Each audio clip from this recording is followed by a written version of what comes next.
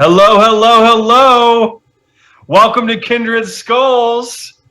Who's this guy? Who's this guy talking? What is going on? He's I'm back. sure listeners are confused. Return of the King. Return of the King in some manner, I suppose. My name is Gregg Blake. For those of you who are new to the podcast, who have only heard Nick and Matt talking here this off season, I'm so glad to be back here at Kindred Skulls with my buddies, Nick and Matt. How are you guys doing? Nick, how are you? Doing great. Preseason football is afoot. So Yes. Football's back, baby. I'm doing great. It's happening as we speak. I would Matt, how argue- are you? Absolutely. Football's back. I've just worked like 2 10-hour days in a row physical work, so I'm pretty fried right now, but I'm ready to record a podcast, so let's get at it. It's all good. This is a chill cast, you know. We're just reintroducing ourselves to the listeners, reintroducing ourselves to the process of recording a podcast. I'm certainly reintroducing myself. I want to just take a second to thank you both for your patience with me as I went through a lot of life transitions the last 5-6 months or so, and you guys were very patient with me, and I appreciate it. And I appreciate Greg moves. He didn't go homeless and become an alcoholic. No, he just got a house, and it turns out that that's a lot of work. So yeah, it's a big thing. It's a big thing. Yeah, there's a lot of stuff going on around that as well. So just wasn't my head was not in the football game, but it's getting there now. And I got to tell you, this is probably the most I've looked forward to a season in a couple of years, just in terms of football itself. You know, I think in years past, I've always looked forward to the Vikings. This year, I'm kind of just into the game. I'm really excited to, I feel like there was the pandemic year, and then that was just kind of weird and wonky, but it was just nice to have something comforting in that time. And then there was the post-pandemic year where it was kind of like, oh yeah, this is kind of what it feels like again. You know, have crowds, have, the whole thing. And now I feel like it's like full go, like we're full go football, baby. And I'm all for it. I can't wait. I think there's so much talent in the league right now. It's just like dripping with talent. There's all these exciting teams. There's all these exciting football concepts that have been developed over the last decade that are all kind of gelling together. You've got power run teams, you've got short passing game teams, you've got teams that love to go deep. There's so much variety every week. I'm just really excited about it. I think it's going to be a fun season. How do you guys feel about it? Yeah, feel great. Looking forward to it. I also feel like there's like a lot of parity in the NFC. Yes. And the AFC, I like Chiefs traded away Tyreek, Packers traded away Devontae. We saw a lot of they went to lesser teams that now look like the Raiders, who the Vikings are going to face this weekend, are looking like those teams are coming up, and other teams are. So I don't know. I feel like it'll be a fun season, especially in the NFC, where it doesn't feel like there's any true. Maybe the Bucks, but other than them, like there's no with a bullet. These are the guys to watch out for. So I think we're fortunate that we're in the NFC this season as opposed to the AFC, because the Raiders are a pretty good team, right? And they are probably going to finish fourth in the AFC West just because of how stacked that division is. Crazy. With all of those teams. So we are definitely fortunate this year to be in the NFC, which means we should honestly be in the playoff hunt. So we'll see.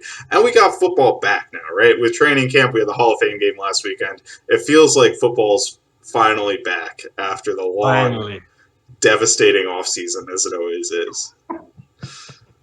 Yeah, no, as you guys touched on this already, but I definitely agree with you that there's the NFC does seem like a very parity-filled division, but the AFC just, man, the teams that are at the top of that conference are just so powerful. I do wonder.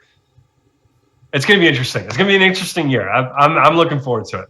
But should we talk Vikos? Yeah, let's talk Vikings. Let's get into training camp stuff. Yeah, let's. This is what everyone's here for. They don't want to hear about everything else. Let's talk about the Vikings.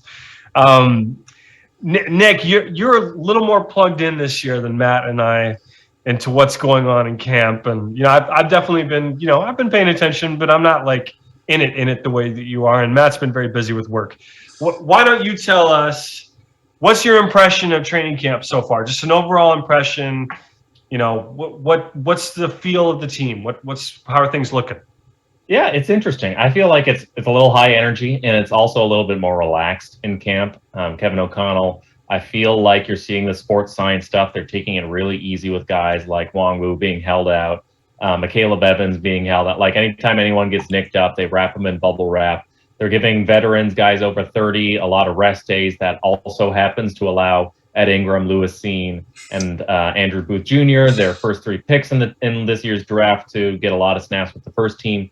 It's a little bit of a different vibe. I would say, if you haven't been paying any attention, just in the last couple days, newsworthy, it looks like Ed Ingram may be pulling away from Jesse Davis and will start as the right guard for the Vikings as of week 1. That's notable because he was a late second-round pick.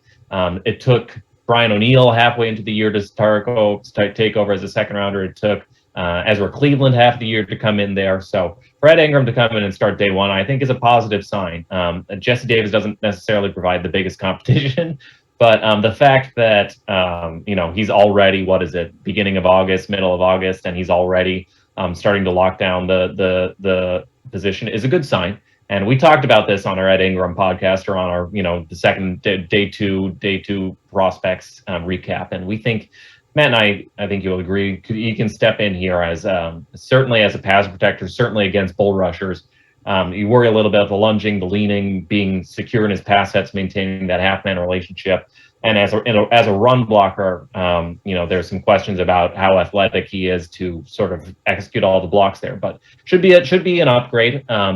The most improved player right now is probably Christian Darason. You're seeing a lot of coaches within the building talk about him as a future Trent Williams, not a current Trent Williams, but they see substantial improvement, and that's been confirmed by guys like Luke and Arif, who are on site, friends of the pod, who have seen him in action, going up against Daniil Hunter and going up against Zadarius Smith, and looking about as good as Brian O'Neill does. So looks like Darason has taken a big leap. Another guy that's taken a big leap is KJ Osborne.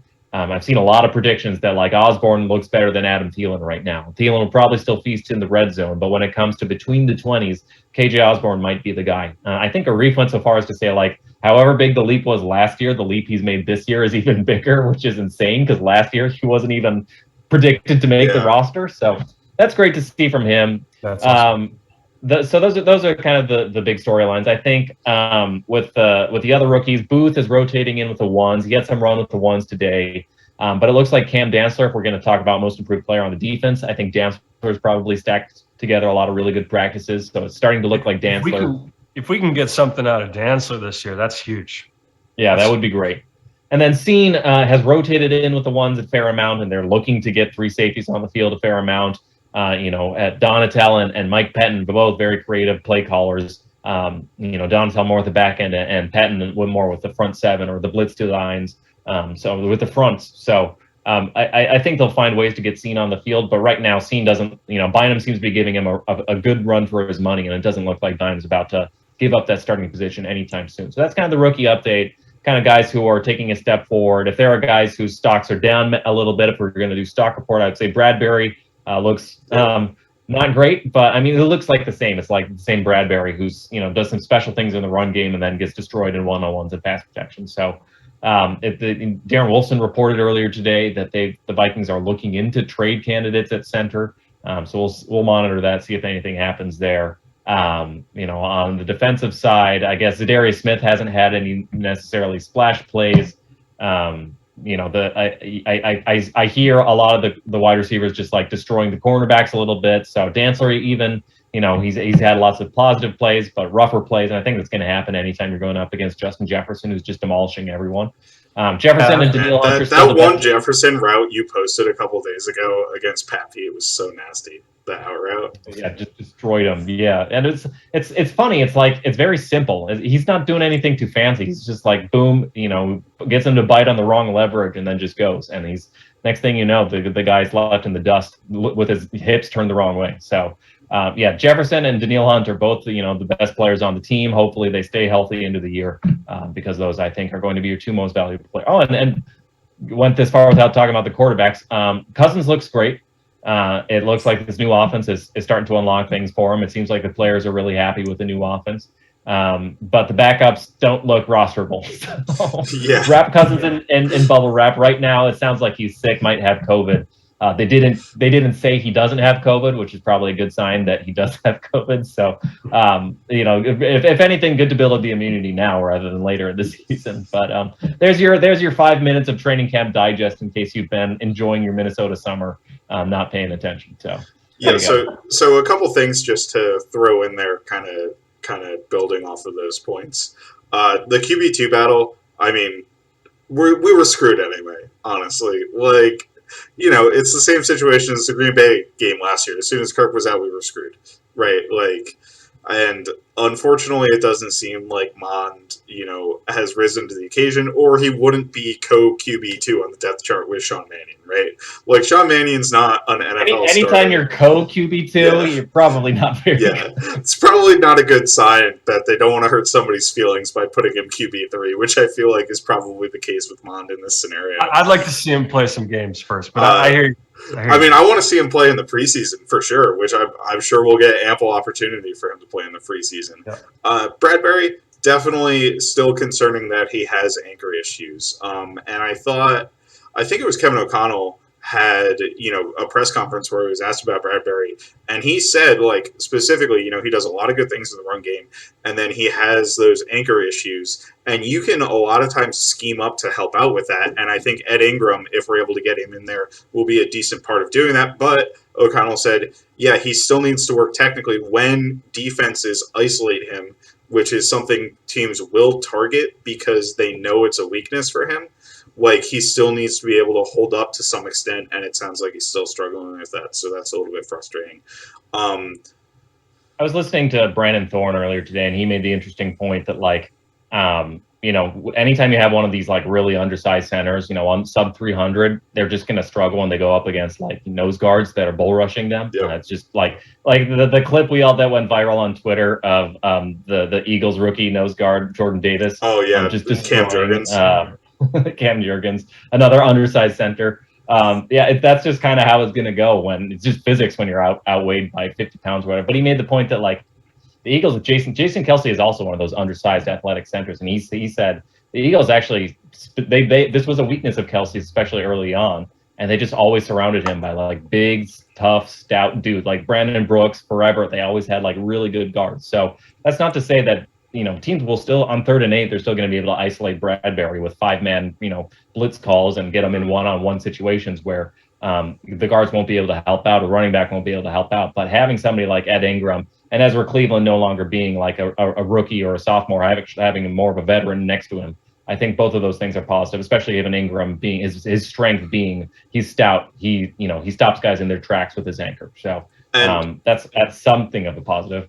And on top of that, shout out to Brandon Thorne once again. And this was something back he was talking about with Tyler Linderbaum because, the comparisons between Linderbaum and Kelce during the draft as a center.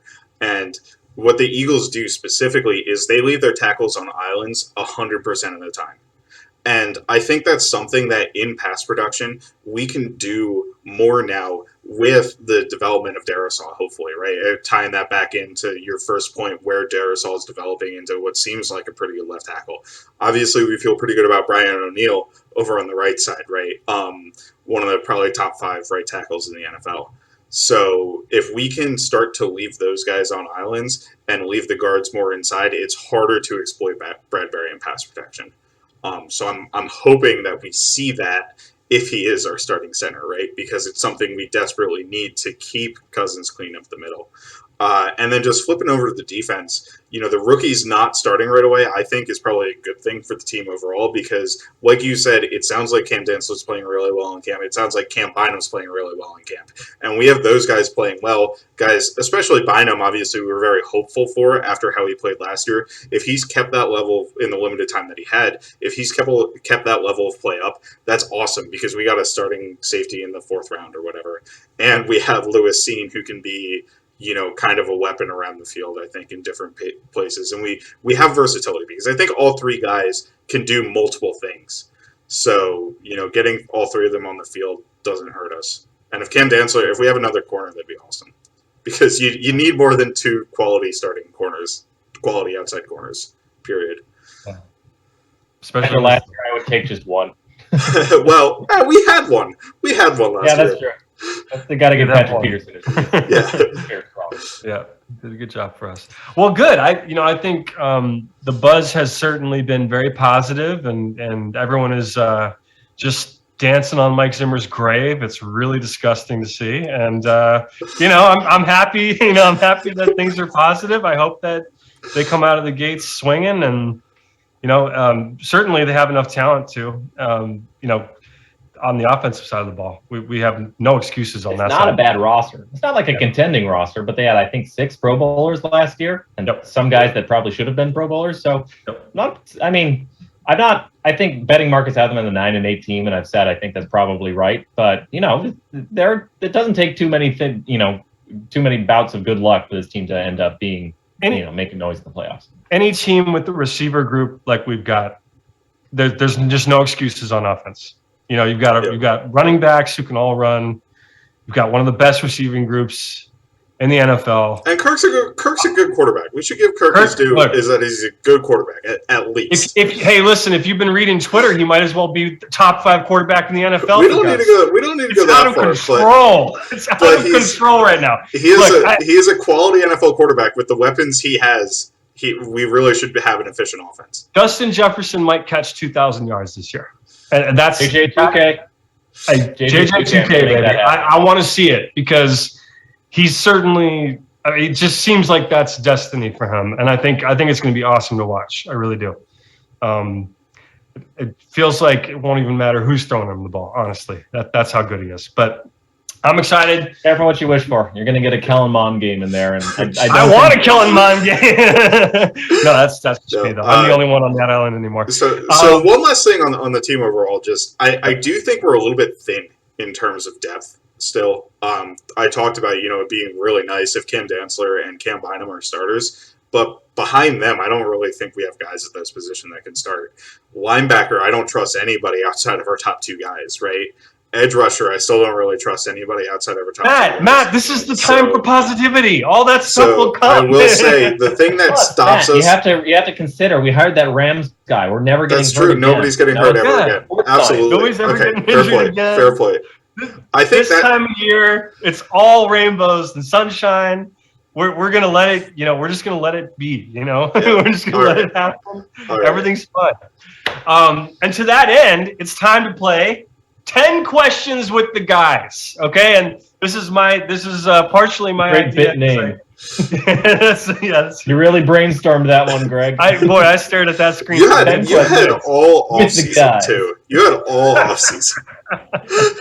Yeah, I spent all off season on this, and you'll be able to tell the work is there. I wanted to catch up with you guys a little bit, so I put together some questions here. We hit maybe a little bit of this already, but we'll try to dance around it, make it interesting for the listeners here. It's preseason for us. It's preseason for everybody. We're all remembering how to watch football games. The whole deal. It's gonna be great. So let's dive into this. You guys ready? Yeah. Oh yeah. All right. Let's do it. Well, the first question I wrote down was, what do you think of Vikings training camp buzz this year? So we're off to a really great start. Right, you guys already answered that one. Rewind the podcast by like 15 minutes, and there's your answer to your question. Oh, man. My prep is not good. All right. So, yeah, we already answered that one. So that's great. Question number 2. This is a good question. And you guys have already, you've done your deep dives. You've informed the masses, and truly, if you really want to know stuff about the rookies, just go back and listen to Matt and Nick talk about them. What rookie are you most excited to see play football, either this weekend or just in general this season? Matt, why don't you start? Okay, I'll go with I don't know. This is an easy answer for me. Andrew Booth Jr. It sounds like he has that dog in him. I loved him at Clemson. I thought he was awesome. that last year. I think he profiles as somebody who fits very well into this defense, playing quarters, playing a variety of coverages. He kind of did all of that at Clemson as well. I think he has the tools to be a good man-to-man corner and somebody who could potentially develop into a shutdown corner in the NFL. So I'm excited for him, and particularly this season, right? I think if you're looking for guys playing this season, for me, it's Andrew Booth. I like Booth. I feel like Booth, he's so up and down. I feel like he's the kind of guy who's going to be like a disaster if he plays as a rookie, but also like randomly a Pro Bowler in his second or third year. One of those guys. I feel like cornerbacks always do. Like they come in as rookies, and it's very rare for rookies. Marshawn Lattimore is like the one exception that proves the rule. It's very rare for a rookie cornerback to come in and dominate. I guess Sertan did last year too. So as I talked myself into this, but most rookies stink and then get better as they go. So at Booth, I'm really excited to see. I would say in the regular season, probably Ingram, just because I feel like he's already won the job, and compared to just the carousel of guys, the Dakota Dozers, the Pat Elflines, the Drew Samias, the Oli Udos, I'm excited to actually have somebody who knows how to pass protect and can hold up against a bull rush for more than 3 seconds. So that'll be fun. And also he's like a dog. He's like he'll bulldoze guys, and he'll look for contact, and he's mean and he's nasty. So usually offensive line play, especially guard play, isn't that fun to watch, but I think Ingram is fun to watch. I'm also really excited to watch Scene. If Scene starts or if Scene gets heavy snaps, Scene is a really fun player to watch because he flies all over. That's a real dog right there. Yeah, he'll knock guys, genuinely, I don't want to say he'll knock guys, but he will lower the shoulder and he will just deck guys. He'll make plays all over the field, and he's really smart too. Like he'll see things coming before the quarterback tipped it off at all. So seems really my guy too. If we're talking about preseason, I would say Naylor is fun to watch because the team was really high on him. Maybe not for contributing this year, but sort of the I think Kwesi mentioned like his movement skill set. They feel like there's something to unlock there, and I feel like it'll be fun to watch him run actual routes because at Michigan State you didn't really see him run the full route tree. He was more of like a gadgety guy. So I think I'm excited to watch him particularly this preseason. So I cheated by giving you 3 names, but yeah, you totally cheated, but that's all right. For me, it's totally Lewis Scene. I think I already made my Georgia Bulldog joke, but I think what we've never seen. Okay, Andrew Bynum's great. It'd be awesome if he turns into a serviceable NFL player and everything. That'd be awesome, but we're approaching the twilight years for Harrison, for Smith. We've talked about it last year a little bit. Like the cracks are kind of starting to show a little bit. He's still playing at a high level. I'm not trying to bag on him or anything, but I think we've never really seen an elite pairing back there with Harrison. And it'd be so awesome if Scene just comes out right out of the gates the way Harry did. And we get to watch 2 great safeties being used in creative ways, just destroying offenses. I really think that those 2 guys together could be really special, and something we never really had in Minnesota. So I would love to see that. That's my guy right now, this year at least, so far. Absolutely. Yeah. Good answers. Rod, this is a good start. All right. So what do you guys? What do you feel is a successful year 1 for Kevin O'Connell to you? Like what? Obviously, we talked about it a little bit. This could be a playoff team. This could be this type of team. What's the NFC North going to be like? The NFC itself is all kind of it's all kind of even. Yada yada yada. But deep down, like for you, what is a successful first season for Kevin O'Connell? Being fair to him. What are your expectations, and then what do you feel is like a successful year?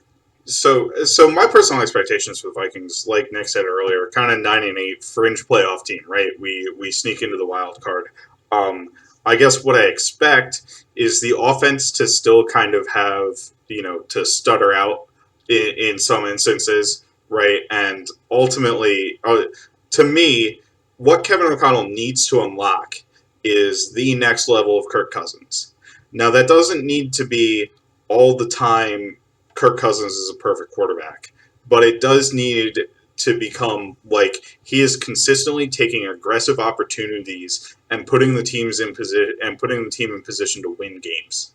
And that's kind of a difficult thing to prescribe, right? But I think that's to me, that's what's missing with Kirk Cousins is the consistent ability to win games. I mean, we have that wild card round game against the Saints, right, where he makes a big time throw. He's made big time throws in games but like the offense last year was so hot and cold, right?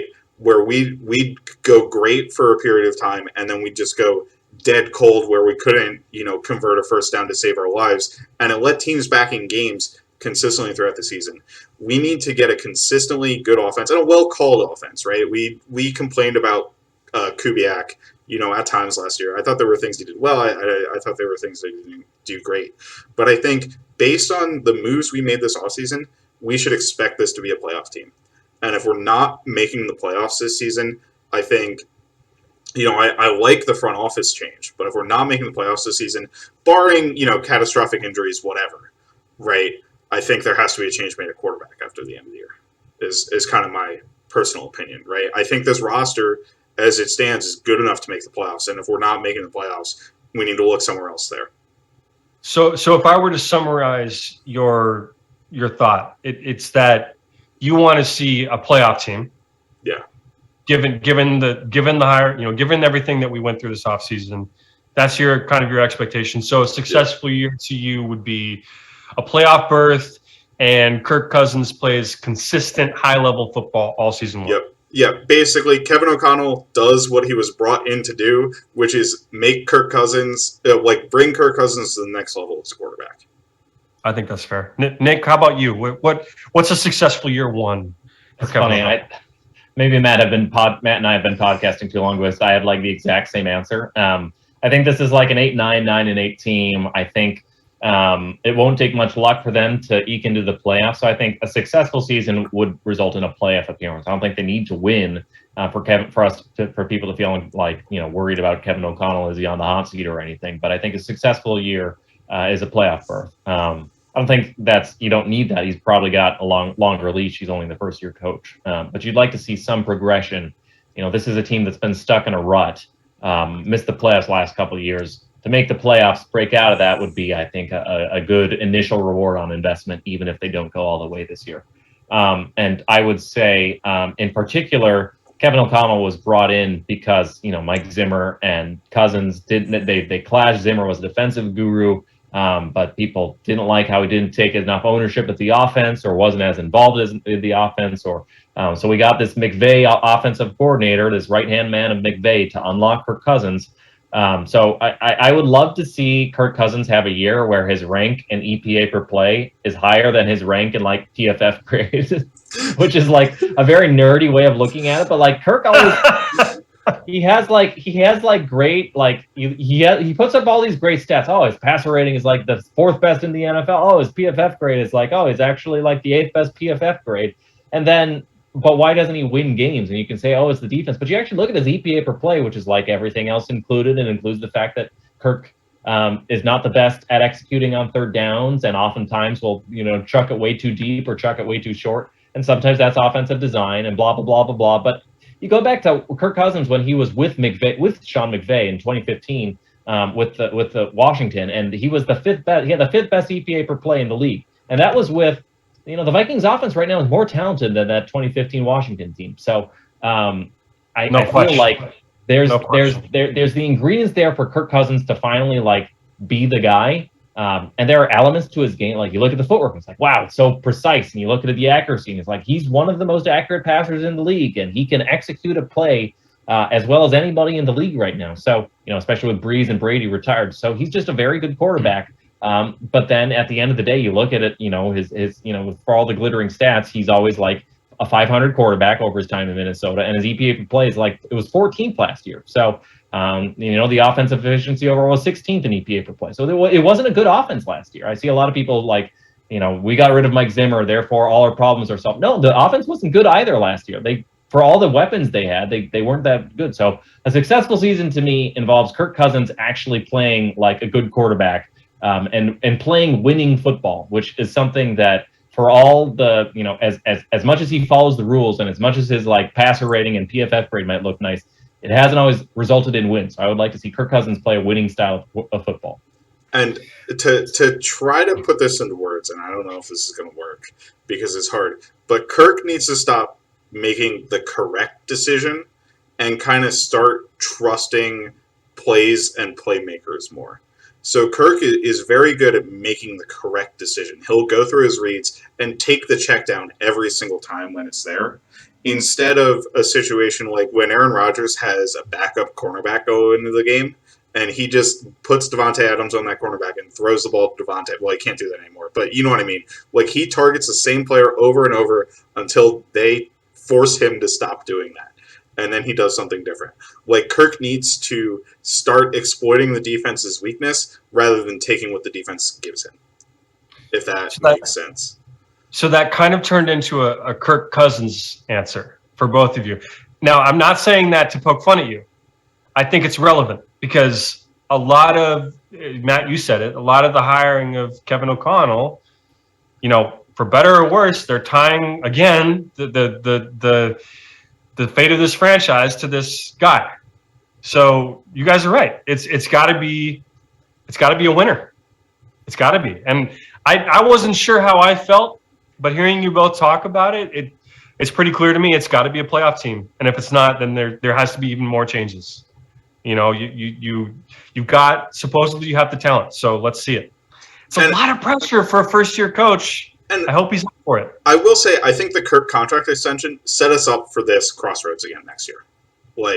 They can make a more informed decision next year after being around the building, on the quarterback, and go forward from there. Yeah.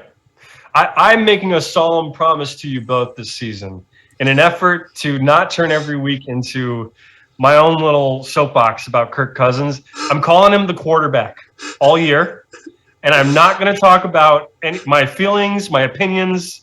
I'm just going to call him the quarterback. You guys can talk about his performances, and I'm just going to let it ride. I'm just going to let it ride, and we're going to see how it goes. And I really, I hope.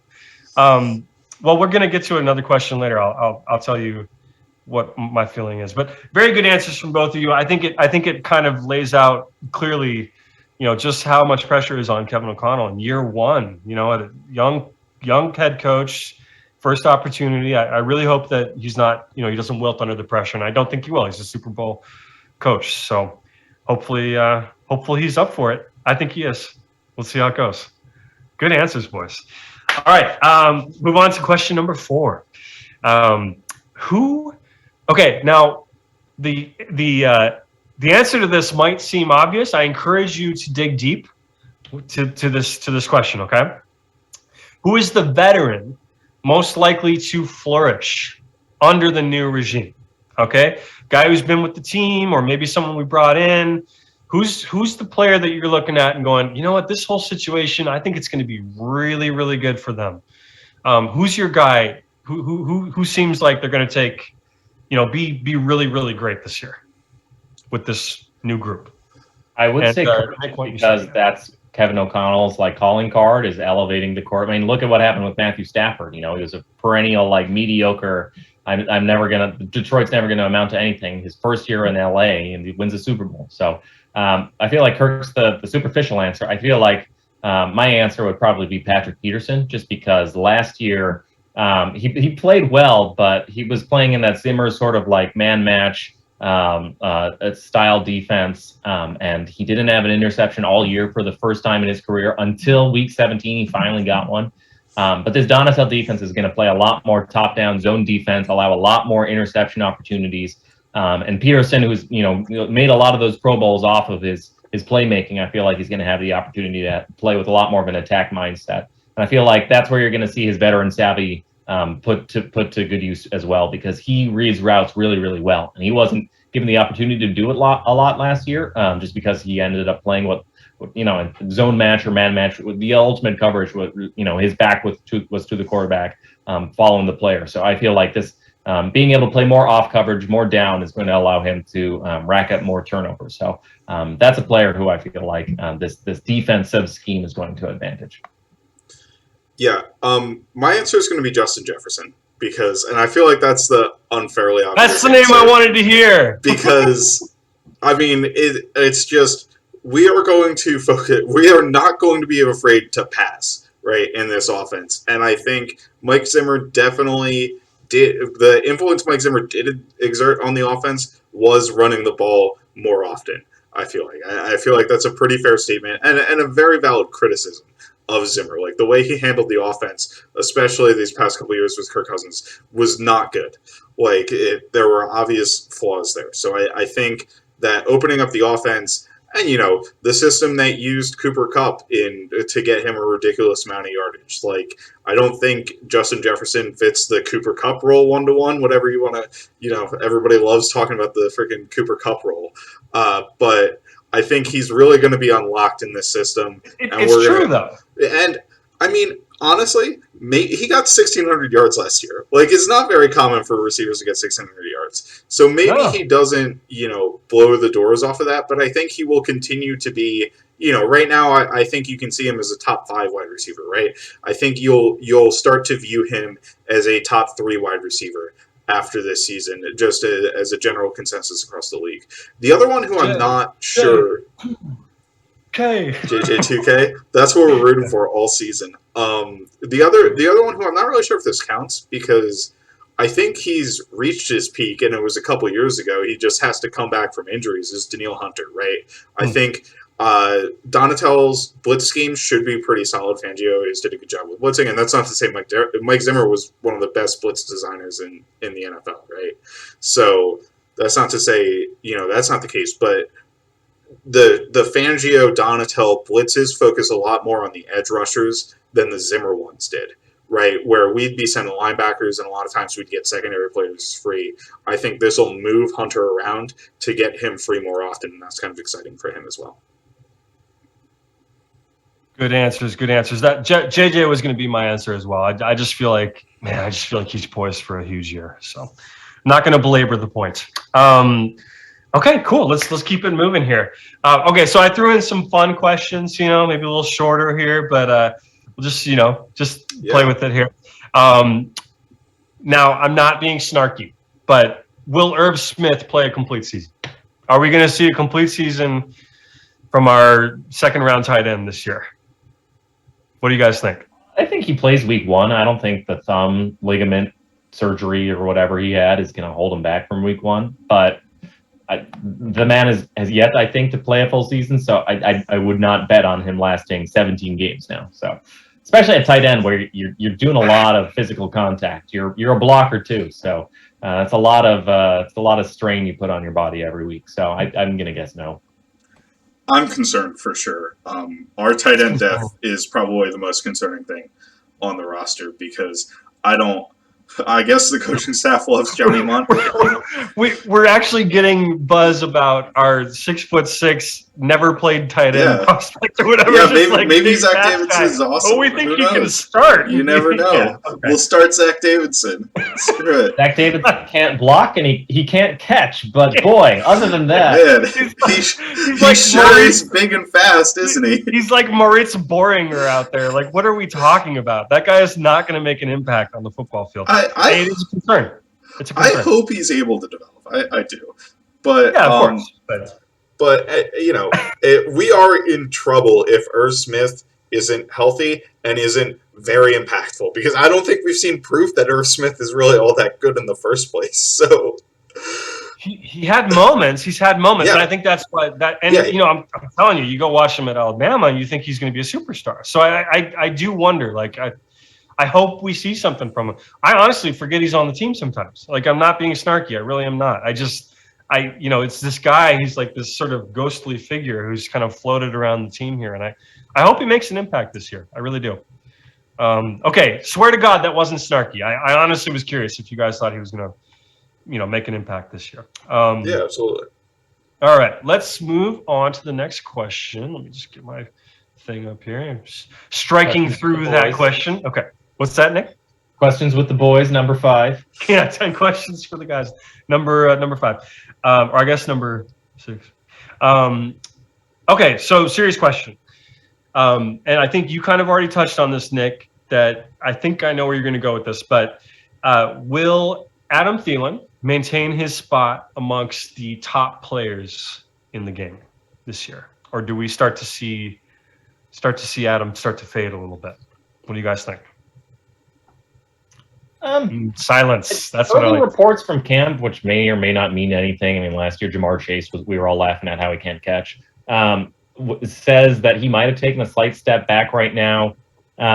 He's only 31 though, and he just turned 30. Well, no, he's going to turn 32 at the end of the month. So, but that's not like, he's the kind of receiver who I think will age pretty gracefully because he's so technically refined.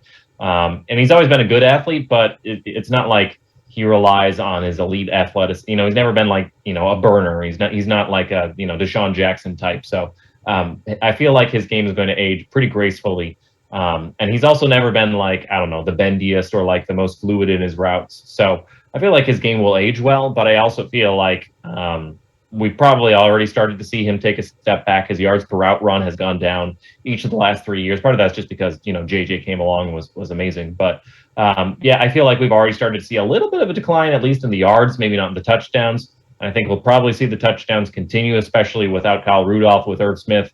May or may not staying healthy all year and the lack of tight end depth behind him. So I feel like he'll probably still be the number one red zone target. But that aside, I do feel like, especially between the 20s, I feel like there's going to be more options. Jefferson is going to be the go-to number one, obviously top guy. And KJ is really coming along too. So more mouths to feed means probably a little bit less production for Thielen, even if he's still 90% as good as he was at his peak. So.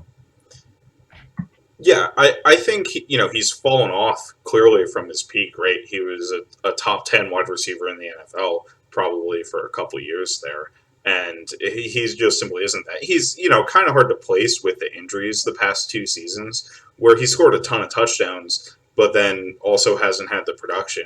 So I feel like as a very solid wide receiver too. I like him a lot as that option, and I think he'll be able to provide that for the Vikings this year.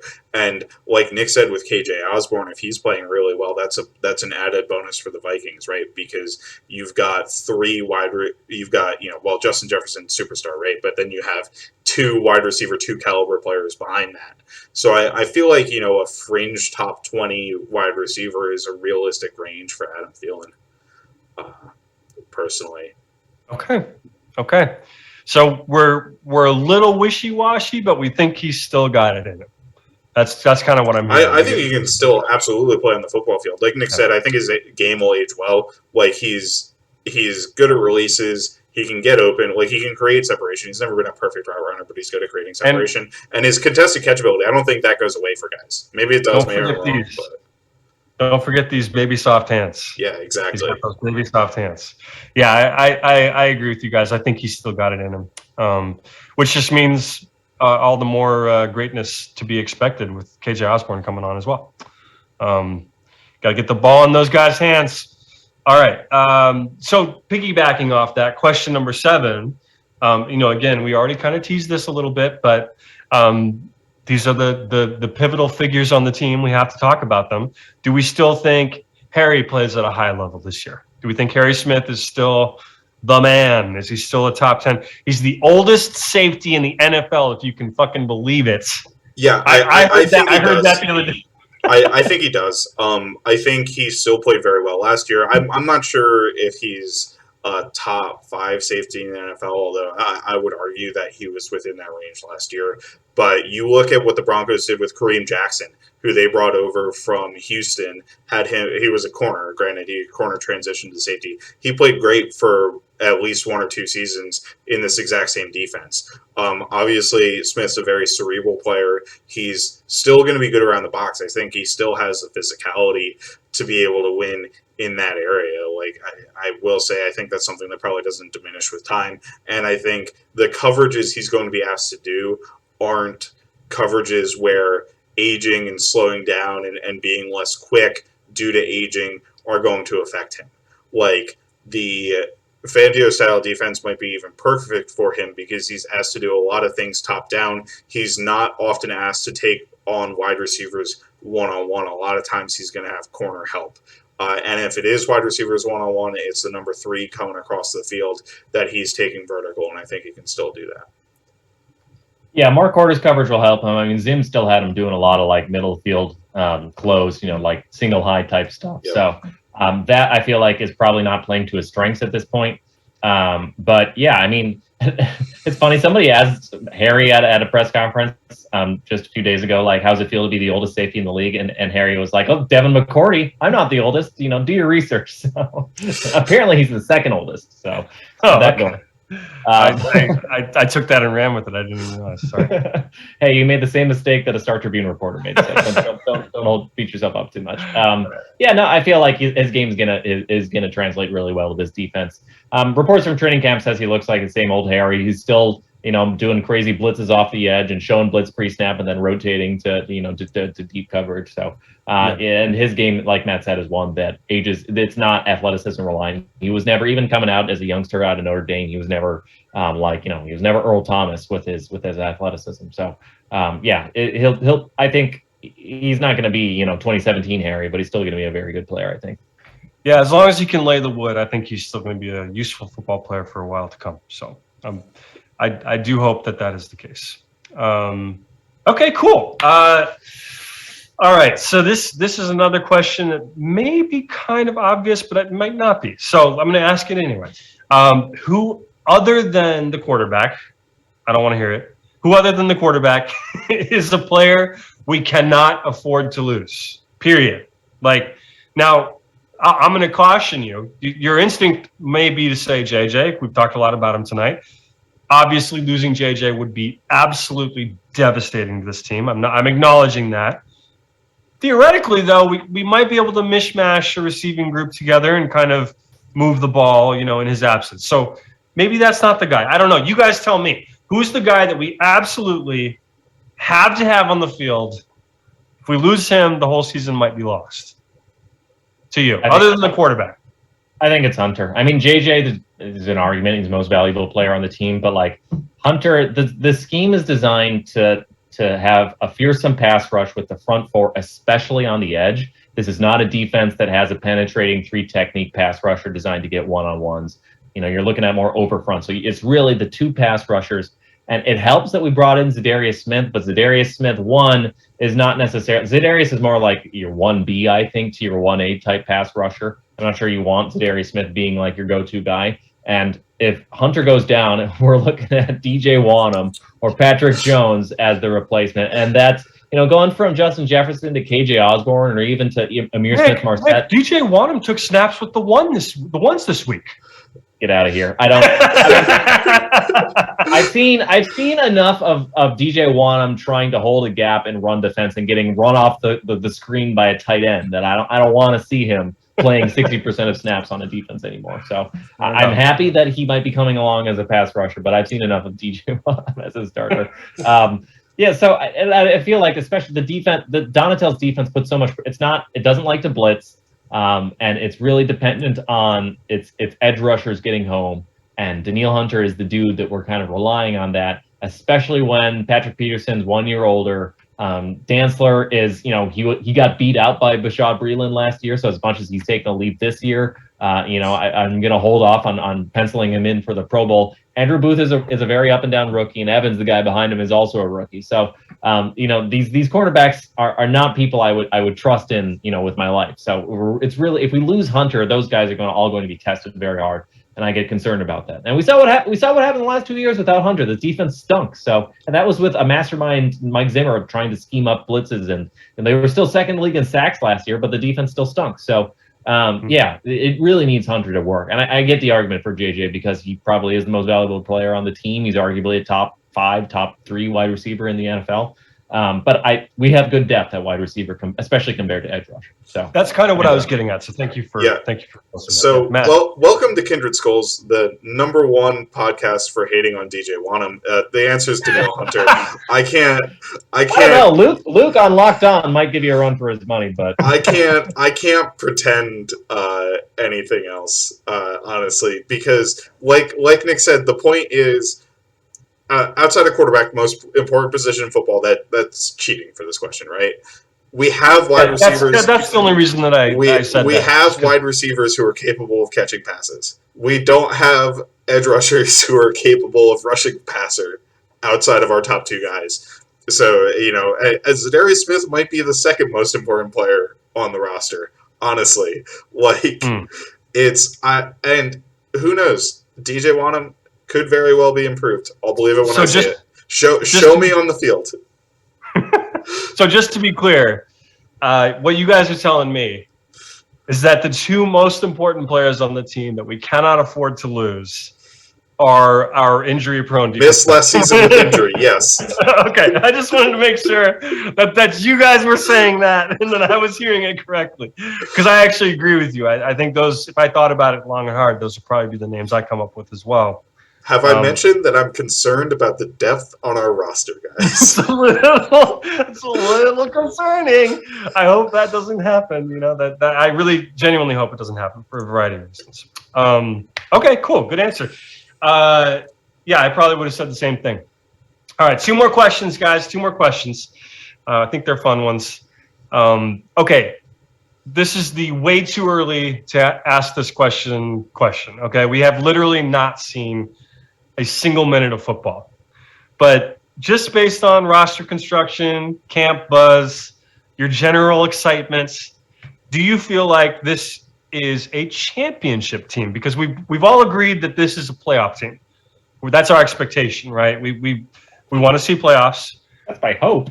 I don't know if I'd say that's my expectation, but go ahead, finish your question. Well, a successful year is making the playoffs. Like if you had a new coaching regime, there's new coaching regimes all across the NFL, right? And most of those fan bases would not tell you playoffs is our, that's the high bar. They would tell you, we want to win some games. We want to see our youngsters grow, blah, blah, blah.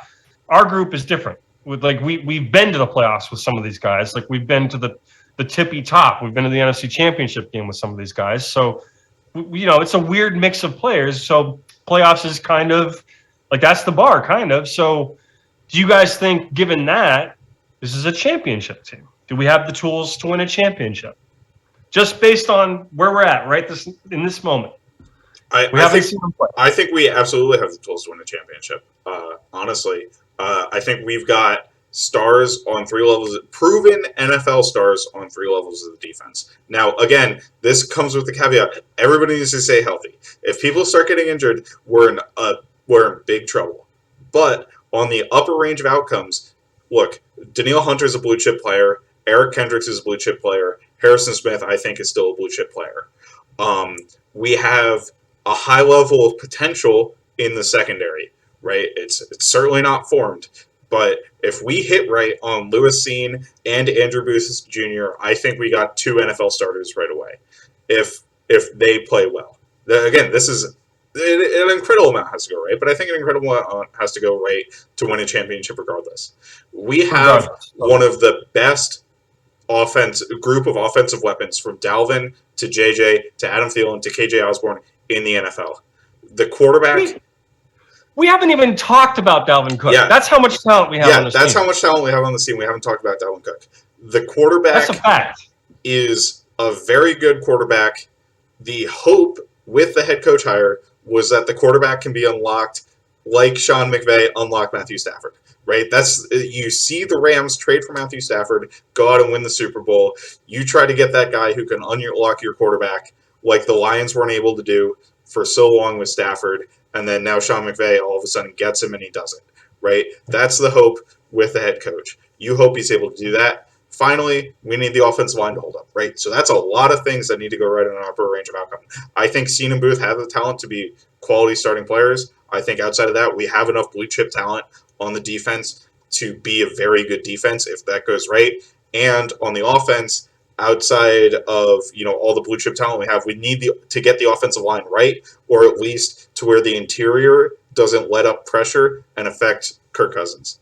So yes, it requires a lot to go right, including nobody getting injured.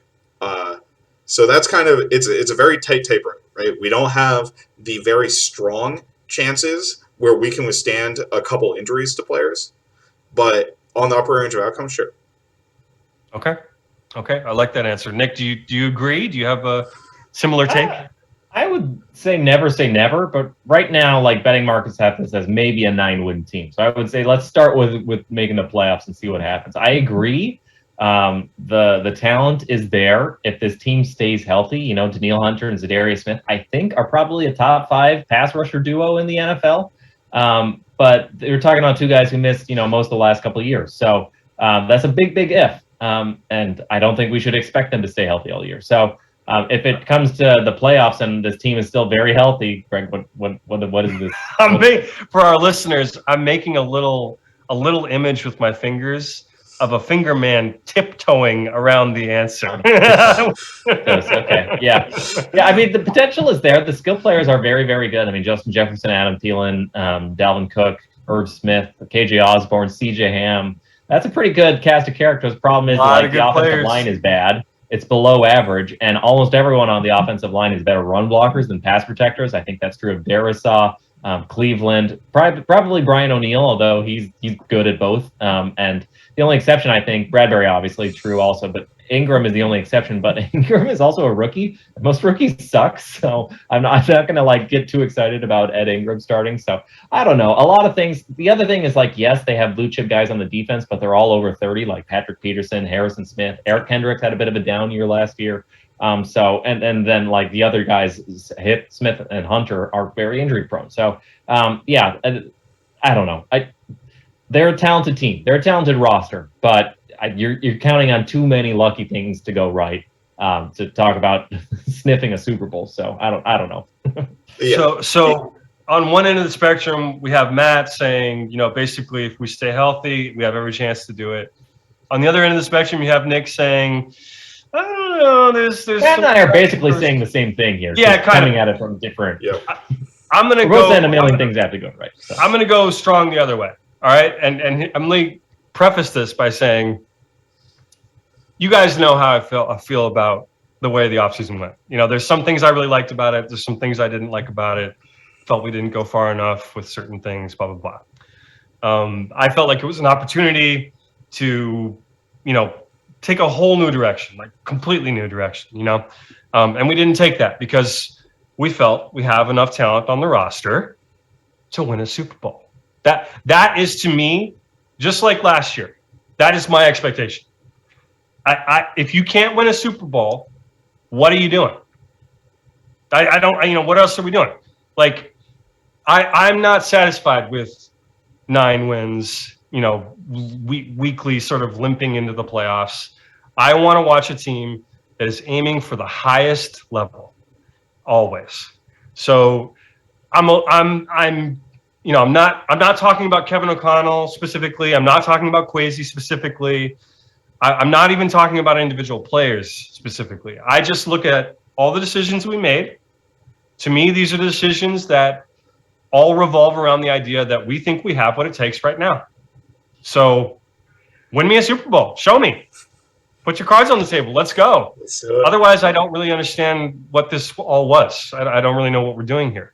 Why do you go sign as Zadarius Smith? That's a high-level talent you're bringing in for a good chunk of change. Why do you re-sign Kirk Cousins, the quarterback? Why do you re-sign him? Why do you, why do you do these things? Why do you go get Kevin O'Connell? You bring him in, and like you guys said, it does feel like a puzzle piece that fits, that allows you to accomplish the same goals that the Rams accomplished. So, yeah, I feel like that's the bar. I feel like, we absolutely should be aiming for a championship. Otherwise, I don't really understand what this was. So that's how I feel. That's my mood going into the year. I hate to say it, but that's kind of where I'm at. I really hope that they can achieve that. I think it'd be amazing to watch. So good answers, guys. This is fun. I have one more question. 10 questions with the guys. I can tell you're tuning me out a little bit here, so bear with me. We got one more. How excited are you to watch football? 10 out of 10. 10 out of 10 out of 10. 11 out of 10? 11 out of 10. Man. I love it. Nick? Yes. Very. Okay, awesome. Well, I already said it a bunch of times. I'm super pumped. I can't wait for the season. I hope our listeners feel the same way. I hope you stick with us all year. We may have some pretty interesting announcements for you in the coming weeks. We'll hold that close to our chest for now until the details are hammered out. Dropping teasers for the fans. Got to keep them. Yeah, dangle the carrot. The guys may not have realized I was going to do this, but I'm going to do it anyway. Listen, folks, we know that you don't want to hear us talk about our fantasy teams, but here on this podcast, we dedicate 15 seconds of every podcast that I'm on to talking about our fantasy teams. So without further ado, we're going to start 15 seconds of fantasy starting now. Go, Nick.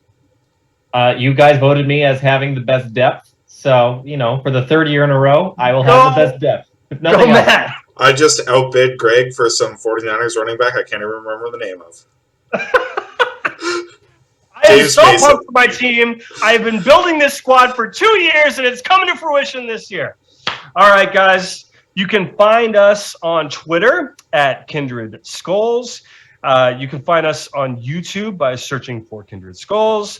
You can listen to us wherever you listen to your podcasts. If you listen to an app and you don't find us there, please let us know. We're everywhere. And we're so glad that the year is starting. We're so glad that you're with us. I'm so happy to be back, guys. This was fun.